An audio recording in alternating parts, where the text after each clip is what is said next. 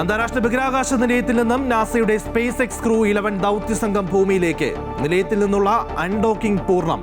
Dragon പേടകം വേർപെട്ടു. ഉച്ചയ്ക്ക് 2:11 California തീരത്തെ കടലിൽ ഇറങ്ങും. കാലാവധി തീരും മുൻപ് സംഘം മടങ്ങുന്നത് ഒരംഗത്തിന് നേരിട്ട ആരോഗ്യ പ്രശ്നത്തെ തുടർന്ന്. സാംസ്കാരിക നഗരിയിൽ കലോത്സവ ലഹരി. സംസ്ഥാന സ്കൂൾ കലോത്സവത്തിൽ ആവേശ പോരാട്ടം. പോയിന്റ് നിലയിൽ കണ്ണൂരും കോഴിക്കോടും മുന്നിൽ. പിന്നാലെ തൃശൂരും പാലക്കാടും.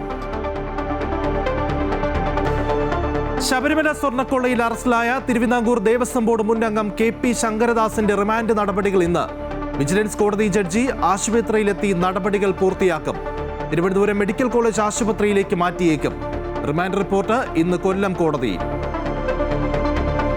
തീവ്ര വോട്ടർ പട്ടിക പരിഷ്കരണത്തിൽ കേരളം അടക്കമുള്ള സംസ്ഥാനങ്ങൾ നൽകിയ ഹർജികളിൽ സുപ്രീം കോടതിയിൽ വാദം തുടരുന്നു.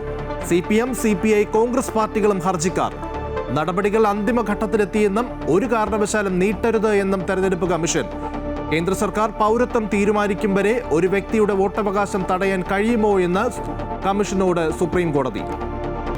ബലാത്സംഗ കേസിൽ രാഹുൽ മാങ്കൂട്ടത്തിലിന്റെ കസ്റ്റഡി കാലാവധി ഇന്ന് തീരും. ഉച്ചയ്ക്ക് ശേഷം തിരുവല്ല ഫസ്റ്റ് ക്ലാസ് മജിസ്ട്രേറ്റ് കോടതിയിൽ ഹാജരാക്കും. കോടതി പരിസരത്ത് സുരക്ഷ ശക്തമാക്കും.